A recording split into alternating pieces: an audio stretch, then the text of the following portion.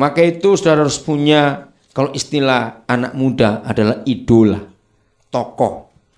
Ya, harus punya. Ayat ini yang kita pakai.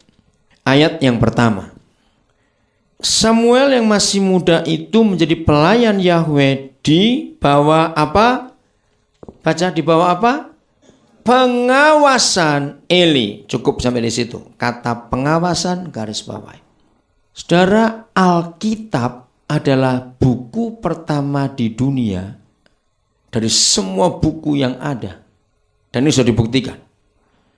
Alkitab adalah buku pertama di dunia yang mengungkap kata mentor, membimbing, mengawasi. Maka itu sejak siapa saja yang dipakai oleh Tuhan, selalu ada yang mentor. Yosua di bawah Musa. Musa di bawah Jitro. Sebelum Jitro, Musa di bawah Firaun. Terus begitu. Elisa di bawah Elia. Masih ingat kisah itu? Yonatan dengan Daud. Mereka saling mementori. Timotius di bawah Paulus. Dan banyak lain lagi kita temukan. Nah, kata Samuel yang masih muda menjadi pelayan Tuhan di bawah pengawasan Eli, itu menunjuk idola atau yang mentori, yang membimbing itu siapa dalam hidup ini. Saya kagum kepada prinsip Alkitab yang seperti ini. Saya dimentori oleh Yeremia Rim 3 tahun penuh, dari Maret 79 sampai Maret 83. Saudara, kami berdua itu satu tempat tidur di satu kamar selama 3 tahun. Dan saya belajar betul dari dia. Dan ini sungguh hal yang luar biasa. Maka itu bagi saudara yang gak suka dimentori, berarti saudara keluar daripada jalur yang Tuhan tetapkan ini. Biasakan diri, setelah kita mulai bisa berdiri, saudara cari orang lain yang saudara bisa mentor. Cari. Nanti Tuhan akan percayakan lebih banyak lagi.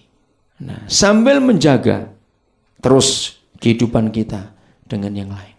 Yang berikut, setelah kita menemukan cara yang paling baik untuk bisa menjaga nama baik yang paling gampang. Ya, caranya bagaimana? Nggak usah susah-susah. Senenglah kumpul orang lain. Ngerti kata ini? Nggak ngerti? Oke, ada yang geleng-geleng. Saudara, integritas itu tidak boleh dilihat hanya pada waktu kita mengerjakan profesi kita. Dengar baik-baik kata ini. Apabila kita dikenal baik di mata orang karena kita dilihat hanya pada waktu menjalankan profesinya, maka ini cuma sandiwara. Ngerti kata-kata ini? Orang hanya melihat penampilan kita di luar. Saya memegang prinsip ini sejak puluhan tahun yang lalu. Maka itu kalau saya kemana saja pergi, berapa kali saya nginep di hotel, panitia. Saya itu sebenarnya paling gak suka nginep di hotel karena bisa senang kumpul dengan keluarga-keluarga itu. Nah, kalau saya harus sendiri, waktu itu saya belum menikah, saya juga akan cari dari gereja yang ngundang saya, beri saya teman untuk di hotel ini. Mereka heran, ada begitu banyak hamba Tuhan, kalau tidur gak mau dikumpul orang. Saya lain. Kalau toh saya sudah menikah, lalu saya pergi, istri saya ikut, saya akan tetap ajak orang lain juga. Untuk apa? Supaya ada yang terus menjaga integritas saya. Saudara, gereja-gereja di Amerika, di Eropa, di Australia tahu. Kalau toh mereka ngundang saya hanya sendiri, waktu saya belum menikah. Itu mereka kagum. Saya tidak akan pernah keluar negeri sendiri.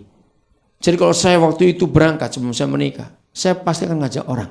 Apalagi zaman-zaman tahun 80-an itu visa belum susah seperti sekarang, nah paspor Indonesia. Dan mereka heran, loh kami cuma bayari kamu sendiri kok kamu ngajak. Enggak apa-apa, saya bayari orang itu. Kenapa? Kumpul orang, maka semua yang kita buat bisa dijaga oleh orang itu. Hal yang paling sulit waktu saya mau menikah. Tanya yang masih hidup sekarang Pak Bambang Budianto. Tante Damaris, sudah meninggal. 3 bulan sebelum saya menikah, Pak Bambang Budianto datang kepada saya. Dia mau peringatnya gini, sebagai sesama rekan hamba Tuhan. Dia bilang, Koden harus mikir. Karena mereka tahu, kalau saya nanti menikah pun, saya nggak mau tinggal berdua dengan istri saya saja. Saya selalu ingin ngajak orang lain tinggal, rame-rame. Mereka nasihatin saya, Pak Bambang nasihatin, macam-macam, saya ngerti. Tapi saya jawab, saya tuh sudah pegang prinsip dari dulu masalahnya, itu nggak bisa berubah. Nah, saya keras pada Pak Bambang. sehebat apapun hamba Tuhan waktu lagi khotbah, saya nggak bisa respect kepada hamba Tuhan itu kalau saya nggak tahu bahwa dia itu nggak suka kumpul orang. Saya nggak bisa respect. Maksudnya, seorang hamba Tuhan itu akan dilihat bukan waktu dia menjalankan profesinya, waktu dia melayani, waktu dia khotbah. Karena ini sandiwara. Tapi hamba Tuhan harus dilihat hidupnya sehari-hari. Cara dia makan, cara dia tidur, cara segala macam itu bagaimana. Itu prinsip saya. Saya ingin dilihat oleh orang, bukan hanya waktu saya melayani. Nah, dalam keadaan seperti itu, ya udah Pak Bambang. Akhirnya gak lama Om Damaris datang bersama Tante. Nasihatnya hal yang sama. Saya berkata, maafkan saya Om dan Tante kalau saya gak bisa menerima pendapat ini. Dia ngotot, tapi istrimu kan orang lama tinggal di Kanada. Harus punya privacy, harus punya begini segala macam. Saya bilang enggak.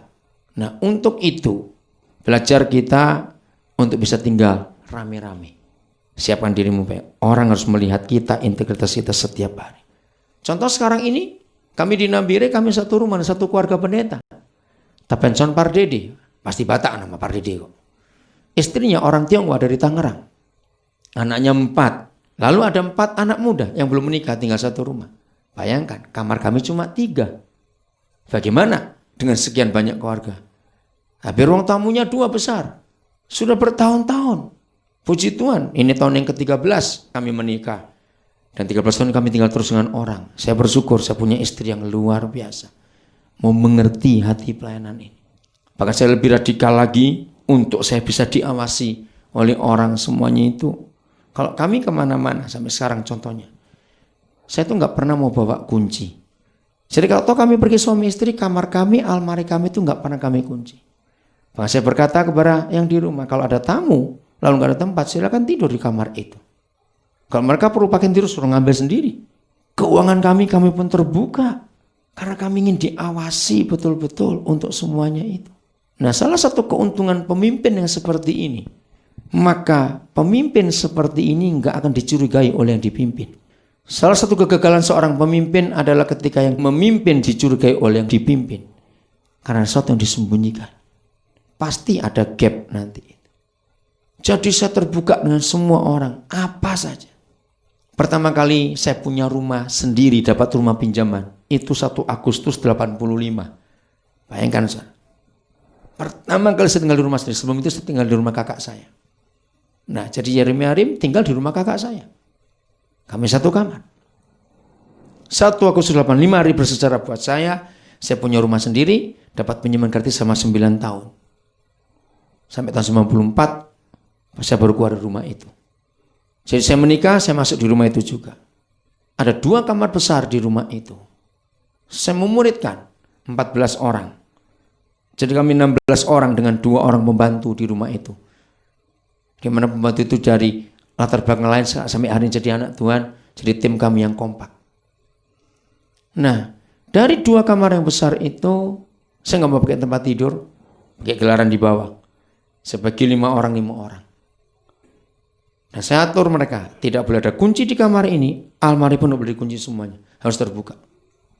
Selama itu saya mengajar mereka seperti itu. Jadi tahu kami ini punya apa, cara tidur bagaimana, cara apa, tahu semuanya.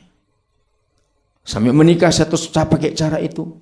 Dan saya ajarkan pada semua teman-teman anggota tim, ke Saudara Nabire, ke Biak, ke Manokwari, tim kami semua saya ajar hidup dengan cara bersama-sama.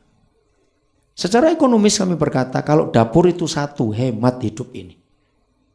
Itu prinsip yang pertama. Yang kedua, kita saling ngawasi. Kami ribut, pernah. Namanya suami istri. Nah, baik sekali.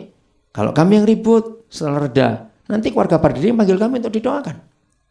Karena satu rumah. Begitu kalau mereka ribut, kami dengar, setelah reda, kami datang, ayo kita doa sama-sama, ada apa. Jadi indah, saling ngawasi.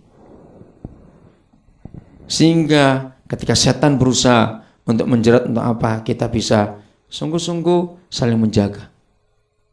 Jadi ini prinsip yang ada, mentor. Ya, diawasi, bukan cuma dari jauh, tapi sambil dari dekat. Terus begitu. Supaya kasih Tuhan itu nyata betul dalam kehidupan kita. Mari kita buka surat Timotius sekarang. Bagaimana cara Paulus menjaga integritas Timotius? Dan ini sungguh luar biasa.